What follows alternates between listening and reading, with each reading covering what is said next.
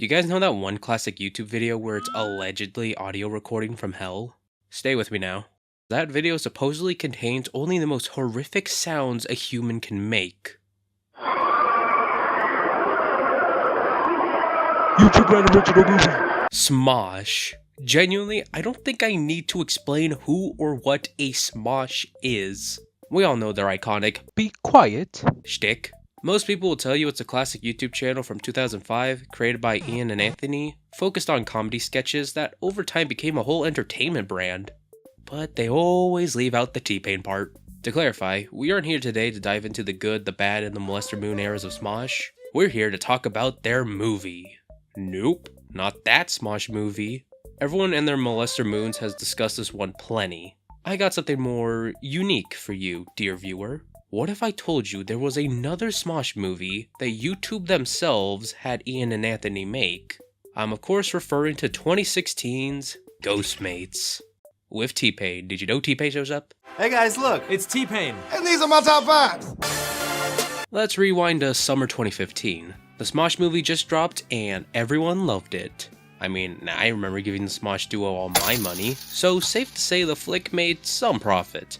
Now pretend you're YouTube during all this. The creators from your platform are finding success elsewhere within shows and movies. How do you turn this around and make money for yourself? They are creators who originally found success on your website, so surely you could try to become Netflix with PewDiePie and Vanoss.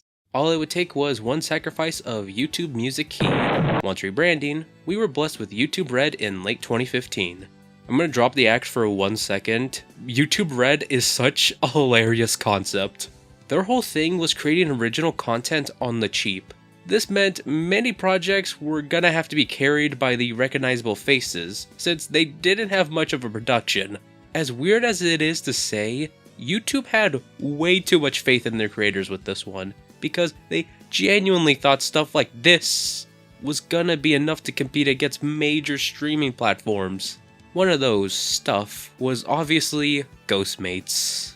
While not much is documented about its development, based on interviews, it's safe to say that one day YouTube shot a message asking Ian and Anthony to make a movie for their upcoming streaming platform.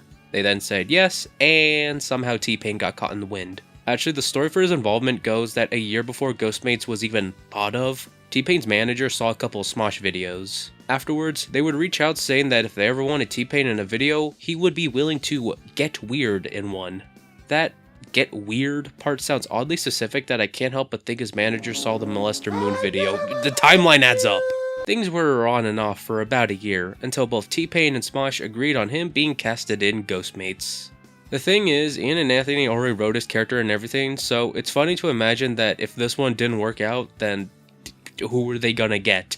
You certainly couldn't do Markiplier again, he's too busy making Iron Lung. Now, the question I'm sure you're all wondering is if this movie is even anything special. Get this? Kinda. The main complaint Smosh movie faced, from fans at least, was the blatant lack of involvement Ian or Anthony had over the script. This is due to them only starring within the movie, with the writers being people who didn't know anything about the source. I mention this because Ghostmates is the complete opposite. Not only are Ian and Anthony credited as executive producers, but they also had Ryan Finnery as a head writer. If you don't know who Ryan is, they're basically the guy who has stuck with Smosh for many years, overseeing many projects. A major one, in my eyes at least, was Smosh Babies. Aw, hell yeah. To quote Dustin Ybarra from Hop 2011, "I smell potential." There was also an interview where they sorta addressed the criticism with the previous Smosh movie feeling like a stretched out skit. They mentioned the plan for Ghostmates was that they first wrote a story they enjoyed, then added their sense of humor later on. With this setup, you could honestly argue this movie is more of a Smosh movie than the actual Smosh movie. But Blue the guy, this isn't a true sequel. I bet they call you Blue because you're a big fat liar, I hear you cry. Counter argument, it has T-Pain.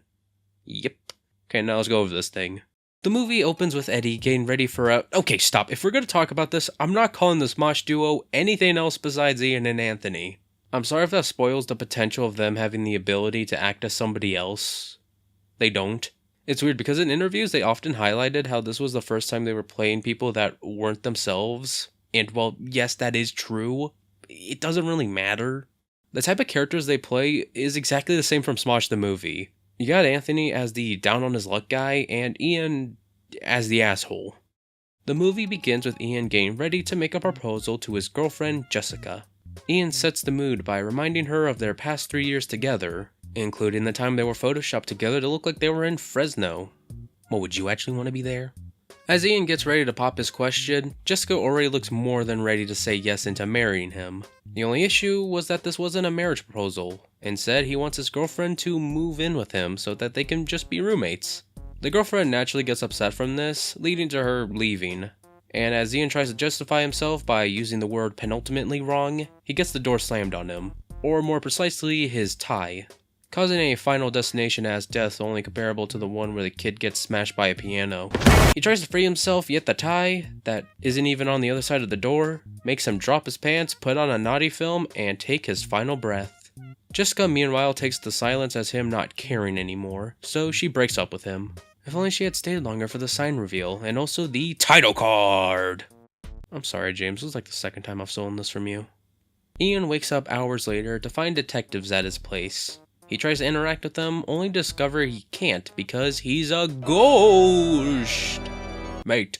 We're not even 10 minutes in, and this movie strangely tries to give suggestions on better things we could be doing. Look, I don't want to judge because I suck toes. He then accidentally discovers his ability to possess people. Before we do anything with that setup though, we got another setup as Anthony enters the picture.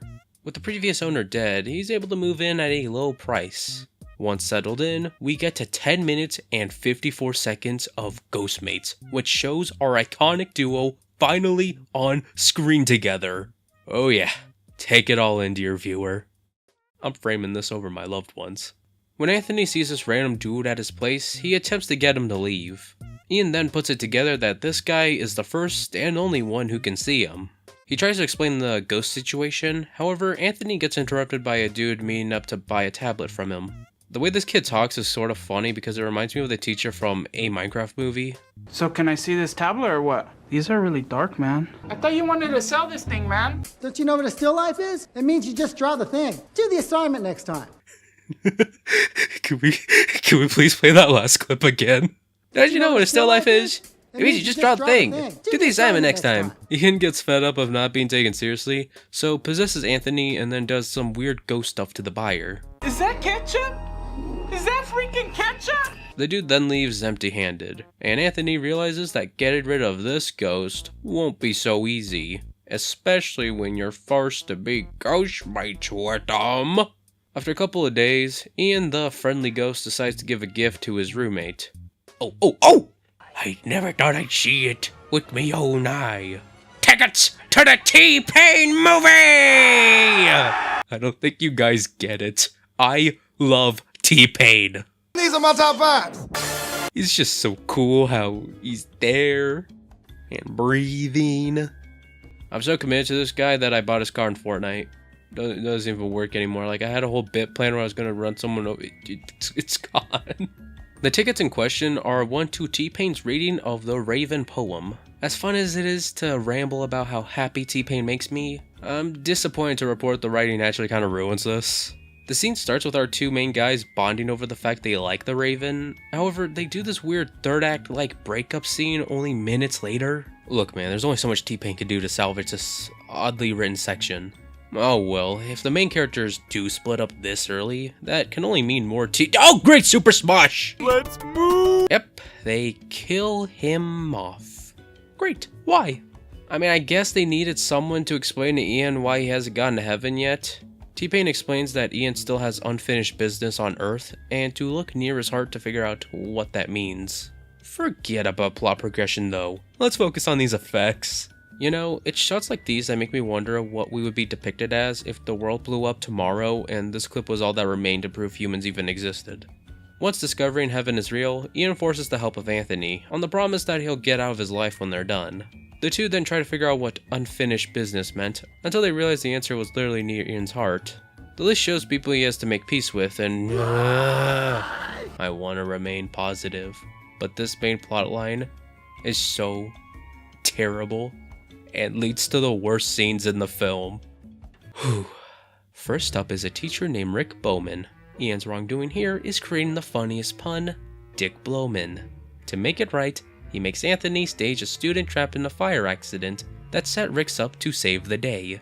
When he does thanks to chemistry, it's enough to get his name off the list. This could be fun. It wasn't. Second is Ian's dad. At a funeral, it's Ian's funeral. The movie at this point thinks it can easily flip-flop from being quote-unquote emotional and, well, let's not kid ourselves, quote-unquote funny. Basically, Anthony does his best Ian impression as Anthony tells him what to say.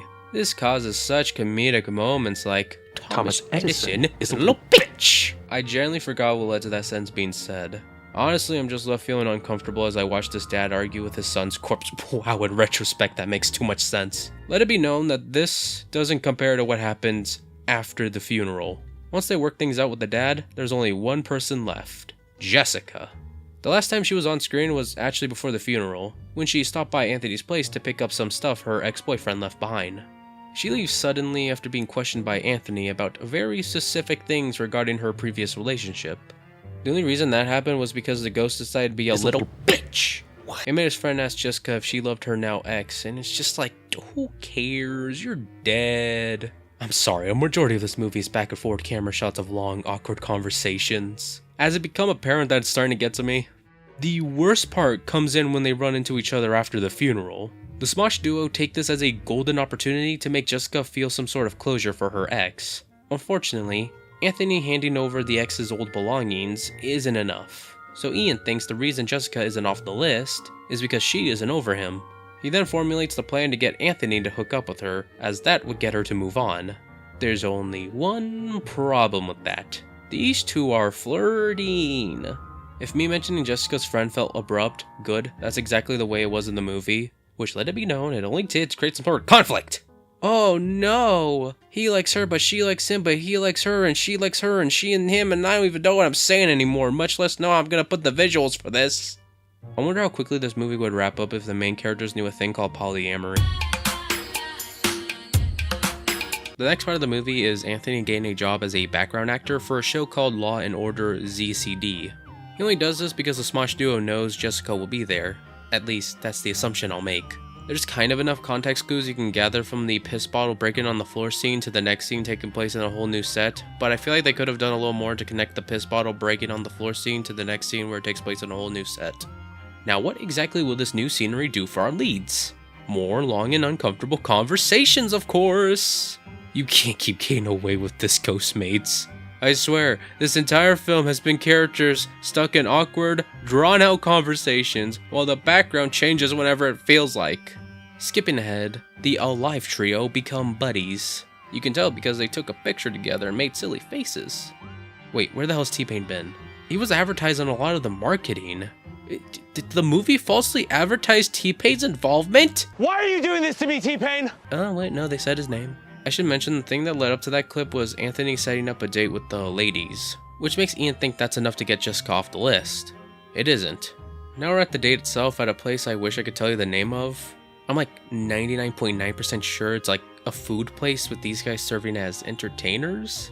I can't lie, I've been so confused on what this place was since I first watched this movie back in 2016. Scratch that. I've been confused on what the point of this location was within the story. There's a dance number from the performers that doesn't tie into anything. They're just dancing. Why are we focusing on this? Oh, because the main characters are still doing long conversations that are unbearable to listen to. When I was 12, I choked on a corn dog. Corn dog, yummy, yummy, yummy. As we enter the final act, the writers decide to shake things up. Instead of awkward dialogue, we get awkward scenes.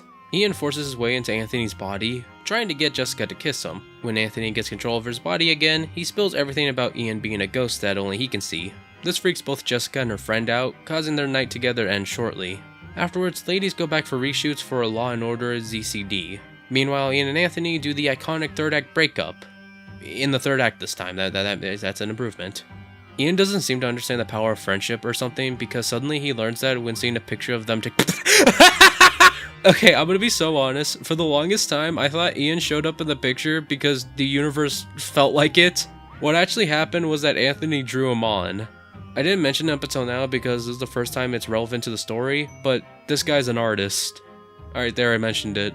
Ian now learns friendship, and the real reason Jessica isn't off the list. It's not because she's not over him, it's because he's not over her. With this revelation, the Smosh duo make up and team up for the epic showdown on an empty set.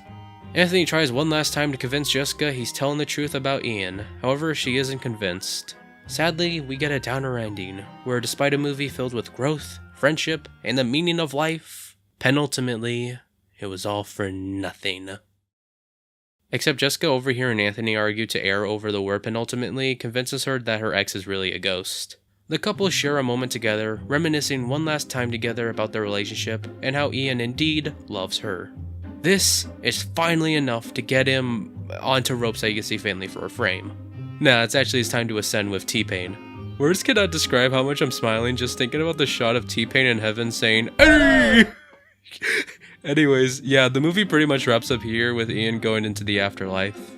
Wow, what an ending. Except no, there's a post-credit scene where Ian returns as Anthony's guardian angel. Uh-oh, what threats could possibly be in Anthony's way if he needs a guardian angel? Defy media, probably.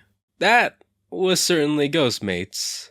If the credits are anything to go by, at least the cast seemed to have a good time. God, who am I kidding? This movie is a penultimate nasty patty. And believe me, it's a damn shame I have to say that because the setup was super promising. How could you make more of a definitive Smosh movie than by having the literal Smosh family working on it? I guess that doesn't get you far because I actively felt my own soul trying to leave to T-Pain as I watched this boring and shockingly awkward Smosh film. There are just too many scenes of people talking back and forward that are extremely uncomfortable to listen to. I think part of the issue comes from the lack of music and sound effects, so you can especially hear the dead air when an unfunny joke is said. Not to say the cast is entirely at fault for that, because if you remember the interviews, you'll know the team had story as a priority. My theory is, because of that, the main writer wrote a script without much humor to it, thinking that the actors could improvise some funny stuff on set. Unfortunately, this resulted in embarrassing attempts at making the script work comedically. This new approach wasn't worth it in the slightest, because the story they are trying to tell is 100% held up by the fact that Ian and Anthony are the leads. If this was starring any other duo, I wouldn't even be talking about Ghostmates. That said, I hate to say that these guys' acting is actually worse than the performance in Smosh the movie. At least there I understood what their character and dynamic was. Now the writing quality for those is a completely different story. But even then, I have much more to say about that than Eddie and Richard, I want to say. Not even close, it was Charlie. It's insane how little the duo actually work off each other. Eddie is this absolute prick that doesn't deserve his happy ending. And Charlie, well, Charlie has a pulse. The only time these guys are able to do something funny is when T-Pain's on screen. I know, that sounds like a joke based on how I've talked about him in this video, my community tab, and even my Twitter, but I'm being so serious about this. I think because T-Pain didn't have to improvise a whole ass movie, it allowed him to give a funny performance. While I would highlight this as a positive for the film, this only confuses me more. We've established T-Pain was interested in doing a Smosh project. We've also established Ian and Anthony liking the idea of having T-Pain as a part of something. With these two facts considered, the only question I have is, why didn't they just make a movie with T-Pain? Both parties clearly would have enjoyed it, and it sure as hell beats this romance crap. Go nuts with the ghost concept with Ian, Anthony, and T-Pain. You know, kinda like what the marketing was promising. I know this is treading into the territory of judging something for what it isn't rather than what it is, but damn it, sometimes that's valid. Especially when the thing doesn't have much to offer to begin with. Speaking of marketing, I do want to touch on the aftermath before I give my overall final thoughts. There was a Smosh Labs episode where they basically said the logic in their movie was stupid dumb, some behind the scenes content where Ian makes an excellent point. You're making T-Pain upset. Think about what he's done for this world. And a T-Pain top 5. I also remember a skit they did where it was an episode of the show thing Ghostmates, ZCD. There's only like one good joke here, and that's when Ian and Anthony were chasing a dude, with the footage of them running constantly repeating. Other than that, yeah, not much. Oh, I lied, there's this gem of a video. I don't know what you call this style of content, I only know I love it. I usually associate this editing style to those Marvel cast videos where it's something along the lines of Avengers roasting each other. I haven't seen the Falcon. Oh no, there isn't one, sorry. I'm glad to see this came out in 2023, meaning there's someone else who cares about Ghostmates. For that, I like and comment, thank you. They truly are doing God's work by reminding us of this film, something YouTube would try to do the opposite of. While Ghostmates received slightly more positive reviews compared to Smosh Movie, it still didn't perform anything crazy critically or financially. This mixed in the fundamental problem of YouTube Red caused the slow decline, and by 2018, the service rebranded to YouTube Premium. The focus now was being the thing you get when you don't want ads, rather than providing original content. What became of stuff like Ghostmates was only a distant memory to those who remember. And while the content is accessible via Premium, no normal person knows that. Hell, not even the people who worked on it, like Ian Hecox. There's a really good clip of him on a podcast talking about the Smosh movies, and when Ghostmates is brought up, he says Anthony was the ghost. Who was the ghost in the Smosh movie? I think he died in That was Anthony. Okay, rest in peace, Anthony. Wait, Ghostmates, bro. Wait, you were the ghost? You don't even remember the script of your own fucking movie? I haven't seen Ghostmates. If I had to come up with a point to all this, I'd say it's interesting how uninteresting Ghostmates was. I feel like there is something to be said when the Smosh movie is more remembered, even if it lacked Ian or Anthony's creative input, compared to a film that did have it and was even something they were proud of. I don't know, I feel like there's some sort of cautionary tale in there somewhere that I'll let you, dear viewers, interpret for yourself. As for me, well, why should I even care about this bygone era of Smosh? We're in a way better one with classic skits returning. They even went one step beyond by creating a new song featuring a special artist. Now look, if you've been paying attention at all to this video, you know exactly who they brought in. You know, I would be mad, but does this BB no dollar sign have a car that's disabled in Fortnite?